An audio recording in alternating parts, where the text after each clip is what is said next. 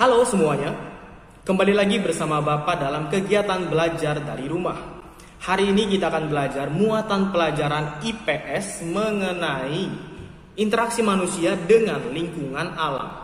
Kalau kalian masih ingat, materi ini sebenarnya pernah dibahas di tema 3. Jadi hari ini Bapak hanya akan mengulas kembali saja, tidak terlalu rinci ya. Jika kalian mau pakai materi yang kemarin atau catatan-catatan yang pernah kalian tulis, itu boleh sekalian di tema 3. Atau mungkin video yang sebelumnya Bapak buat tentang interaksi manusia dengan alam, itu juga boleh kalian tonton kembali sebagai tambahan. Materi ini juga ada di buku paket tema 6 tentunya ya, tapi tidak terlalu banyak. Seperti itu. Baik, tanpa menunggu lama lagi, mari kita mulai. Interaksi manusia dengan lingkungan alam. Jika kita membicarakan lingkungan alam, maka berkaitan dengan komponen yang ada di lingkungan tersebut ya. Ada 2 komponen yang ada di dalam lingkungan alam. Ada yang masih ingat? Yang pertama adalah komponen biotik atau segala sesuatu yang merupakan makhluk hidup. Contohnya ada kita manusia, ada hewan, ada tumbuhan ya, dan banyak jenisnya ya. Hanya 3 itu saja tapi banyak jenisnya. Lalu komponen kedua adalah komponen abiotik. Kebalikannya ya, segala sesuatu yang bukan merupakan makhluk hidup atau benda mati. Contohnya ada tanah, ada air, ada angin atau udara, ada suhu, cahaya matahari, dan masih banyak lagi. Nah, 2 komponen ini saling melakukan interaksi. Kalian masih ingat interaksi ya? Interaksi itu hubungan timbal balik. Berarti ada sesuatu yang diberikan dan ada sesuatu yang diterima. Saling, intinya saling ya. Jadi kembali lagi, interaksi manusia dengan lingkungan alam berarti interaksi antara komponen biotik dan komponen abiotik. Begitu ya. Nah, kalau misalnya kita lihat kembali, komponen biotik itu kan bukan cuma kita ya, bukan cuma manusia ya. Ada hewan, ada tumbuhan. Apakah hewan dan tumbuhan juga berinteraksi dengan komponen abiotik atau hanya manusia saja? Kalau manusia kan jelas ya. Tapi hewan dan tumbuhan bagaimana? Apakah mereka juga melakukan interaksi dengan komponen abiotik, dengan tanah misalnya, atau dengan air, atau dengan komponen-komponen lainnya? Jawabannya adalah iya, melakukan interaksi. Contohnya misalnya interaksi yang dipengaruhi oleh komponen abiotik ya. Misalnya tanah yang subur itu kan dapat memudahkan tumbuhan untuk tumbuh besar ya. Kalau tanahnya tidak subur, maka tumbuhannya akan kesulitan untuk berkembang. Nah, itu salah satu contoh interaksi abiotik tanah dengan biotik tumbuhan. Nah, karena ada interaksi itu maka tumbuhan bisa berkembang ya.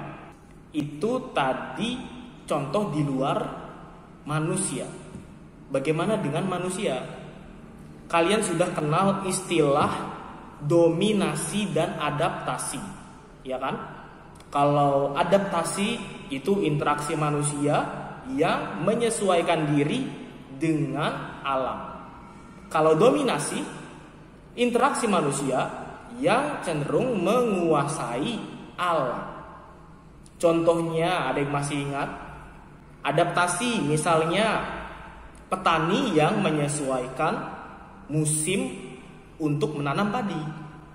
Contohnya sekarang kan lagi banyak hujan ya. Sudah mulai musim penghujan. Sudah masuk ke musim penghujan. Nah, kalau kalian perhatikan di sawah-sawah sekarang ya, itu mereka sudah mulai menanam padi kembali. Tergantung tempatnya tentunya ya. Tapi biasanya sudah mulai begitu. Nanti di musim kemarau mereka panen. begitu ya. Jadi mereka menyesuaikan, adaptasi. Contoh yang lainnya misalnya nelayan. Nelayan biasanya kalau musim hujan itu kan cuacanya kurang bagus ya. Nah, mereka lebih sedikit melakukan pelayaran. Tergantung tempatnya ya. Kalau misalnya tempatnya tidak terlalu banyak curah hujannya, ya mereka tetap melakukan pelayaran. Tapi juga tetap menyesuaikan dengan cuaca saat itu ya. Kalau cuaca saat itu buruk, maka tidak melakukan pelayaran. Jika cuacanya baik, maka melakukan pelayaran. Begitu. Itu tadi contoh adaptasi. Masih banyak lagi ya. Ini kan pernah dipelajari ya. Kalian bisa cari contoh-contoh lainnya di lingkungan sekitar kalian. Bagaimana dengan dominasi, menguasai alam? Berarti manusia di sini berusaha untuk mengendalikan ya. Contohnya yang paling sering kita bahas adalah modifikasi cuaca. Misalnya hujan buatan. Nah, kalau kemarau panjang, biasanya tumbuhan-tumbuhan yang ditanam petani kan jadi kering ya. Nah, ini tidak bagus untuk perekonomian. Maka biasanya ada peneliti atau mungkin dari pihak pemerintah gitu ya, melakukan modifikasi cuaca dengan cara membuat hujan buatan. Jadi tanaman-tanamannya bisa tumbuh begitu. Yang pertama modifikasi cuaca. Lalu contoh dominasi yang lainnya misalnya kegiatan pertambangan, mengeruk hasil bumi yang ada di dalam tanah. Misalnya batu bara, emas, ada lagi biji besi, masih banyak lagi ya. Tambang itu banyak sekali. Itu tadi contoh keduanya. Contoh lainnya misalnya menebang hutan untuk menjadikan lahan perkebunan. Nah, jadi untuk membuat lahan perkebunan itu biasanya kan dibutuhkan lahan yang luas ya. Nah, biasanya yang dicari adalah hutan. Jadi hutannya ditebang, nanti ditanami tanaman-tanaman perkebunan, kelapa sawit misalnya, atau tanaman-tanaman lain ya, begitu. Atau bisa juga perburuan hewan, misalnya berburu hewan untuk dimakan, itu juga termasuk kegiatan interaksi, maksudnya interaksi dominasi, menguasai alam. Jadi kalian udah ingat ya perbedaannya adaptasi, dominasi, biotik dan abiotik, begitu. Interaksi dominasi ini tidak semuanya berdampak negatif, hanya interaksi dominasi yang dilakukan secara berlebihan yang akan berdampak negatif. Kita ambil contoh misalnya nelayan. Nelayan melakukan interaksi dengan laut untuk menangkap ikan ya. Itu salah satu bentuk atau contoh dari dominasi. Nah, jika nelayannya melakukan interaksi dominasi itu secara berlebihan, misalnya dengan menggunakan bom atau menggunakan bahan-bahan lain yang berbahaya untuk laut misalnya, atau untuk terumbu karang atau untuk ikan-ikan, maka dampaknya akan berpengaruh kepada laut itu sendiri. Ikannya jadi lebih sedikit misalnya, atau mungkin lautnya tercemar, dan masih banyak lagi ya. Nah, itu dominasi yang salah, dominasi yang negatif karena dilakukan secara berlebihan. Maka harusnya bagaimana? Dilakukan secara wajar. Berarti menangkap ikannya menggunakan jala saja ya. Jaring maksudnya, menggunakan jaring. Begitu. Tidak menggunakan bahan-bahan berbahaya atau bahkan bom begitu ya untuk menangkap ikan. Jika dilakukan secara wajar, maka semuanya diuntungkan ya.